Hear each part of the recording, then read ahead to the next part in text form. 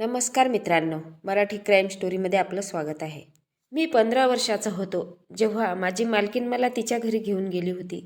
ती मला 200 रुपये देऊन तिच्या पाठीची मालिश करायला सांगायची आणि मी 200 रुपये घेऊन मालिश करायला तयार होत होतो. पण एका रात्री त्यांनी मला सांगितलं की राजू, रूमचे सगळे लाईट बंद कर. मी गुपचूप सगळे लाईट बंद केले, पण त्यानंतर मला आश्चर्याचा धक्का बसला. माझे हात खूप थरथरत होते, कारण त्यावेळी मी ज्या वयात होतो ते वय एका तरुण मुलासाठी खूप महत्त्वाचा काळ असतो. त्यात एका महिलेच्या कमरेची मालिश करणे हे माझ्यासाठी खूप अवघड होते. जेव्हा त्यांनी मला मालिश करण्यास सांगितले तेव्हा तर मी बराच वेळ त्यांच्याकडे आश्चर्याने पाहत उभा होतो. पण माझ्या वडिलांनी मला सांगून ठेवलं होतं की तुझी मालकीन तुला जे काही काम सांगेल ते तुला करावे लागेल. तिला नकार देऊ नको. तुझी मालकीन खूप मायाळू आहे. जर तू तिच्या मनात जागा केली तर ती तुला पगारापेक्षाही जास्त पैसे देईल. 200 रुपये तर त्यांनी मला दिलेच होते आणि मला म्हणाल्या की खुश राहा आणि हे पैसे तुझेच आहेत. त्यावर मला खूपच आनंद झाला. पण जेव्हा त्या मला म्हणाल्या की हे तेल घे आणि माझ्या कमरेची मालिश करून दे, तेव्हा मी आश्चर्यचकित झालो. कारण एक महिला एखाद्या मुलाला आपल्या कमरेची मालिश करायला कसं सांगू शकते. मी नकार देण्याचा प्रयत्न केला, पण मी खूप घाबरलो होतो. मी काहीच बोलू शकलो नाही. ती मला घेऊन रूममध्ये गेली आणि बेडवर झोपली. ती मला म्हणाली की माझी मालिश कर. जसा मी मालिश करण्यासाठी त्यांचा ड्रेस वरती केला, मी पटकन माझे डोळे मिटवले आणि बंद डोळ्याने मी हातावर तेल घेऊन मालिश करू लागलो. मी सर्व लक्ष माझ्या कामावर केंद्रित करत होतो. मी माझी नजर तिच्या कमरेवर एकदाही टाकली नाही. खाली मान घालून मी फक्त मालिश करत होतो. तेव्हा मला असे आठवू लागले की जेव्हा मी येथे काम करण्यासाठी आलो होतो तेव्हाची मालकीन आणि आजच्या मालकीनमध्ये मला खूप मोठा फरक जाणवला होता.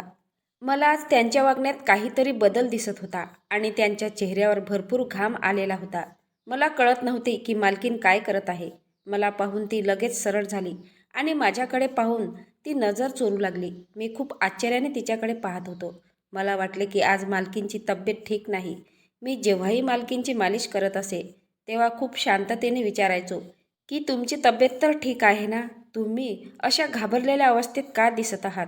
मनात मालकीनविषयी खूप आदर आणि काळजी होती, कारण ती फक्त माझी मालकीन नव्हती, तर एक चांगली व्यक्ती होती. अगदी मनापासून त्यांनी मला चांगला आश्रय दिला होता आणि माझ्या निरर्थक जीवनाला त्यांनी अर्थ दिला होता. मला या गोष्टीची काळजी अजिबात नव्हती की त्यांनी मला कोणत्या प्रकारचे काम करायला सांगितले आहे. त्यांनी दिलेल्या पैशामुळे आज माझे आयुष्य बदलले होते. त्यांनी माझ्या प्रश्नावर नकारार्थक मान हलवली आणि म्हणाल्या की ठीक आहे, पण त्यांच्या चेहऱ्याकडे पाहून मला साफ दिसत होते की त्या ठीक नाही.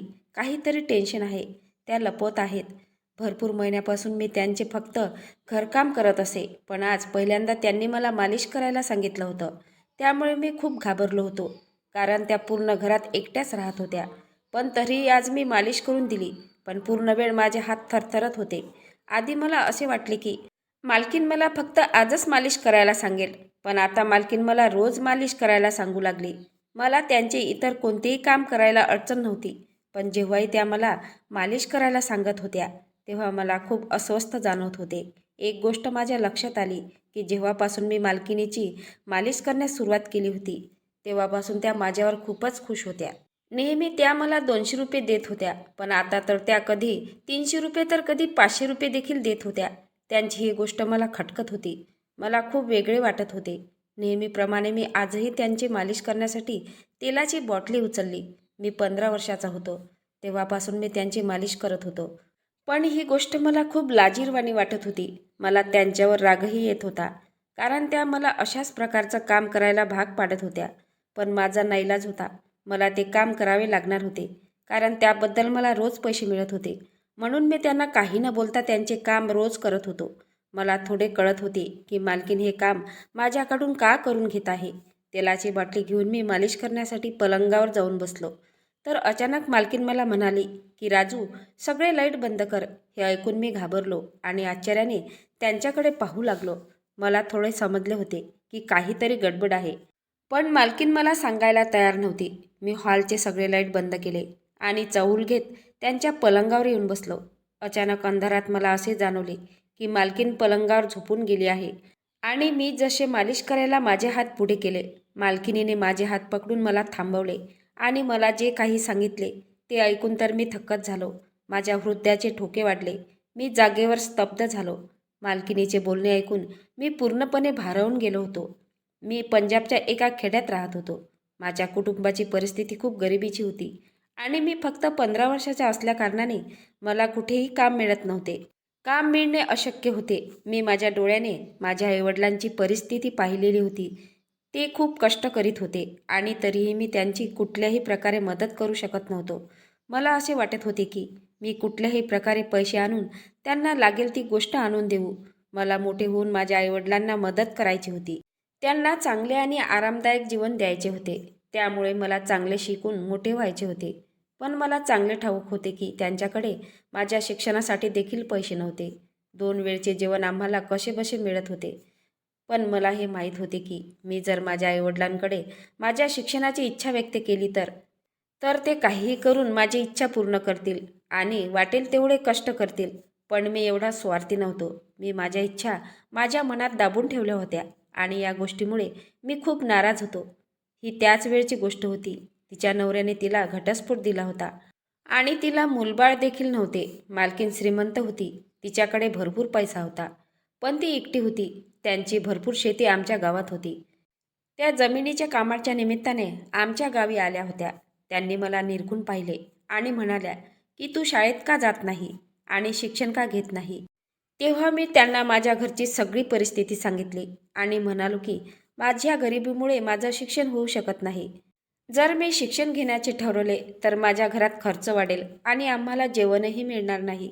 माझे बोलणे ऐकून मालकीन काहीतरी विचारात पडली आणि माझ्या घरी येऊन माझ्या आईवडिलांना भेटली व त्यांना म्हणाले की मला घर कामासाठी याच वयाच्या मुलाची आवश्यकता आहे. हे ऐकून माझे आईवडील विचारात पडले आणि विचार करू लागले की एवढ्या कमी वयात आपल्या मुलाला कामाला कसे पाठवायचे.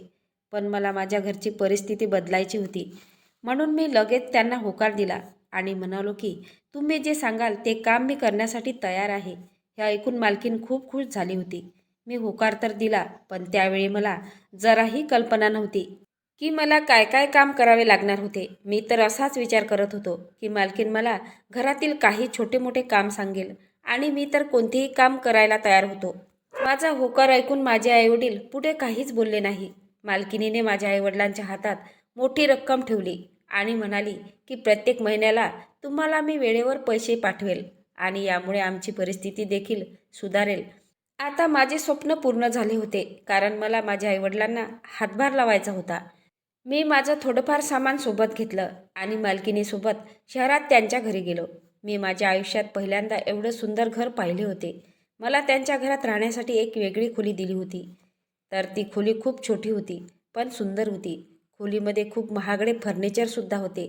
त्या खोलीकडे पाहून असे वाटत होते की जणू ही खोली माझ्यासाठीच बनवली आहे. मालकिनीने मला घरातील छोटी मोठी कामे समजून सांगितली. त्यात रोज त्यांची ती गाडी पुसणे आणि रोज रात्री दुधासोबत पाणी देणे आणि दिवसातून 3 वेळा जेवणाचे भांडी घासणे. माझ्यासारख्या गरीब मुलासाठी एवढे काम करणे खूप सोपे होते. मालकीनच्या घरी बाहेरून जेवण येत असे. मालकीन मला तिच्यासोबत जेवण देत असे. एवढेच नाही तर त्यांनी मला नवीन कपडे आणि नवीन बूटसुद्धा घेऊन दिले होते. त्यांचे माझ्यावरील उपकार इथे संपले नव्हते. त्या म्हणाल्या होत्या की मी लवकरात लवकर तुझ्या एखाद्या चांगल्या शाळेत ॲडमिशन करून देणार, जेणेकरून तू चांगले शिक्षण घेऊ शकशील. हे ऐकून तर मी खूप खूप खुश होतो. मला असे वाटत होते की मी इथे काम करण्यासाठी नाही आलो. जणू काही मालकिनीने मला दत्तक घेतले आहे. पण जशी रात्र झाली तेव्हा त्यांनी मला त्यांच्या खोलीत बोलावले आणि एक सुगंधी तेलाची बाटली माझ्या हातात देऊन म्हणाल्या की माझी मालिश करून दे. मी मान हलवून होकार दिला. मी त्यांच्या हातातून तेलाची बॉटली घेतली आणि त्यांच्या पायाजवळ बसलो, कारण मला वाटले की त्यांच्या पायाची मालिश करायची आहे. पण त्यांनी मला थांबवले आणि म्हणाल्या की माझ्या कमरेची मालिश करून दे. तेव्हा मी थोड्या दचकलो. मला मालिश करताना खूप लाज वाटत होती. आता माझा गोंधळही होत होता. मी त्यांची मालिश केली आणि नंतर उठून माझ्या खोलीत गेलो. मला वाटले की मालकीन थकून आली आहे, म्हणून त्यांनी मला कमरेची मालिश करण्यास सांगितले. पण हा माझा गैरसमज होता.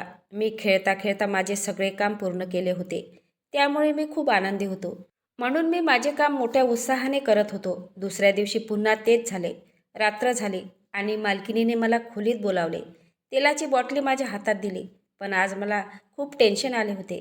मालकीन मला पुन्हा कमरेची मालिश करायला लावेल की काय पायाची मालिश करण्यापर्यंत ठीक होते, पण ज्या ठिकाणी मालिश करायला सांगत होत्या त्या ठिकाणी मालिश करताना मला खूप अवघड वाटल्यासारखे वाटत होते.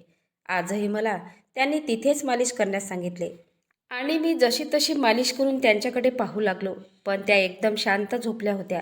मला हे कळत नव्हतं की माझ्यासोबत असे करून त्यांना काय मिळत होते. 3 दिवसानंतर त्यांनी माझी एका चांगल्या शाळेत ॲडमिशन करून दिले. मला मालकीण खूप आवडत होती, पण त्यांची मालिश करणे मला अजिबातसुद्धा आवडत नव्हते. पण त्या मला रोज मालिश करायला सांगत होते आणि मी करत होतो, कारण माझ्यावर आणि माझ्या आईवडिलांवर त्यांचे खूप उपकार होते. त्यामुळे मी त्यांना नकार देऊ शकत नव्हतो. त्यांना कदाचित हे कळून चुकले होते की मला त्यांची मालिश करणं आवडत नव्हते, म्हणून त्यांनी पगाराव्यतिरिक्त मला रोज 100 रुपये देणे चालू केले आणि मी आनंदाने ते काम करू लागलो. असे बरेच दिवस झाले. माझे दिवस त्यांच्याकडे निघून गेले आणि मला त्यांच्या सर्व कामाची सवय झाली होती. त्यांची एक सवय खूप चांगली होती की महिना पूर्ण होताच त्या न सांगता माझ्या घरी पैसे पाठवून देत असायचे. त्यामुळे माझ्या आईवडिलांना खूप मदत झाली होती आणि मी खूप मन लावून अभ्यास देखील करत होतो, कारण मला आयुष्यभर मालकिनीच्या घरासारखे इतर घरमालकींच्या घरी काम करून राहायचं नव्हतं. एके दिवशी मी नेहमीप्रमाणे मालिश करण्यासाठी त्यांच्या खोलीत गेलो आणि मालिश करू लागलो. तेव्हा मालकीन माझ्याकडे एकटक पाहू लागली. त्यांची मालिश करत असताना माझ्या चेहऱ्यावर नेहमी भीती वाटत असे आणि ही गोष्ट त्यांना चांगलीच ठाऊक होती. माझ्याकडे पाहून त्या मला म्हणाल्या की मला चांगले माहीत आहे की माझी मालिश करणे तुला आवडत नाही, परंतु माझा काही नाईलाज आहे, तो तू समजून घे. मालकीन काहीशी उदास होऊन बोलत होती. मी आश्चर्याने त्यांच्याकडे पाहू लागलो. मालकिनीने मला जेव्हा त्यांच्या त्रासाबद्दल सांगितले तेव्हा मी त्यांच्याकडे पाहतच राहिलो. त्या मला म्हणाल्या की त्यांना पाठीच्या मणक्याचा त्रास आहे. मालिश केल्याशिवाय त्यांना झोप येत नव्हती, म्हणूनच त्या माझ्याकडून रोज मालिश करून घेत असत. त्या म्हणाल्या की मी या कामासाठी नर्स आणि काही कामवाल्या देखील ठेवल्या होत्या, पण त्या काही ना काही बहाणे करून लवकर निघून जात होत्या, तर कधी मालिश न करताच निघून जात होत्या. हे सांगता सांगता त्या नाराज होऊन एकदम शांत झाल्या. हे ऐकून मला खूप वाईट वाटले. मला माझ्या विचाराबद्दल घृणा वाटू लागली होती. ज्या व्यक्तीने माझ्यावर एवढे उपकार केले होते ते मी तिथे उपकारही फेडू शकत नव्हतो. त्यानंतर मी संपूर्ण मनापासून माझ्या मालकींची मालिश करू लागलो आणि मालिश करताना मी माझा चेहरा पाडला नाही, म्हणून मालकीन माझ्यावर खूप खुश होती. मी आता तरुण झालो होतो आणि माझी मालकीन खूप वयस्कर झाली होती. एके दिवशी मी जेव्हा त्यांच्या खोलीत मालिश करण्यासाठी गेलो तर त्यांची तब्येत खूप खराब होती. मी त्यांना खूप विचारण्याचा प्रयत्न केला, पण त्यांनी मला काहीच सांगितले नाही. मी मालिश करण्यासाठी त्यांच्याजवळ गेलो तेव्हा पहिल्यांदा त्यांनी मला मालिश करताना लाईट बंद करायला सांगितले. तेव्हा मी खूप आश्चर्यचकित झालो आणि त्यांच्याजवळ जाऊन बसलो. माझा हात त्यांच्या हातात घेऊन म्हणाल्या की आज माझी तब्येत खूप खराब आहे. माझ्या छातीत खूप दुखत आहे. मला असे वाटत आहे की माझी वेळ जवळ आली आहे. त्यांची गोष्ट ऐकून मला थंड घाम फुटू लागला. त्या म्हणाल्या की तुझ्या स्वभावाने माझे मन जिंकले आहे. जर माझा कोणी मुलगा असता तर तूच असता. मी तुला माझा मुलगा समजते, म्हणून मी माझी सगळी संपत्ती तुझ्या नावावर केली आहे. स्वतःची काळजी घे. आणि एवढे बोलून त्यांचा हात माझ्या हातातून सुटला. मी लगेच लाईट चालू करून पाहिले आणि डॉक्टरांना लगेच फोन केला. मालकीनी एकदम शांत झाली होती. डॉक्टरांनी मला त्यांच्या मरण्याचे कारण विचारले. हे ऐकून मी थक्क झालो. मला खूप मोठा झटका बसला होता. मी खूप रडू लागलो, कारण मालकीन आणि माझ्यामध्ये आई आणि मुलासारखे नाते होते. दुसऱ्या दिवशी त्यांच्या वकिलाने मला संपूर्ण कागदपत्र सोपवली आणि मी श्रीमंत झालो. माझ्यासोबत आता माझे आईवडीलही त्या घरात राहू लागले. माझे आयुष्य खूप सुंदर झाले, कारण मला माझी मालकीन खूप चांगली मिळालेली होती. ती एक चांगली व्यक्ती होती. त्यांच्यामुळे मला आज चांगले आयुष्य मिळाले होते. आणि एकीकडे फार दुःखही वाटत होते, कारण माझी मालकीन माझ्यासोबत नव्हती. मात्र माझी मालकीन सदैव माझ्यासोबत सावली बनून राहत आहे आणि सदैव माझ्या आठवणीत राहील. तर मित्रांनो, आजची घटना कशी वाटली ते नक्की कमेंट बॉक्समध्ये सांगा. नवीन असाल तर चॅनलला सबस्क्राईब करा, लाईक करा. भेटूया पुढल्या व्हिडिओत. जय महाराष्ट्र.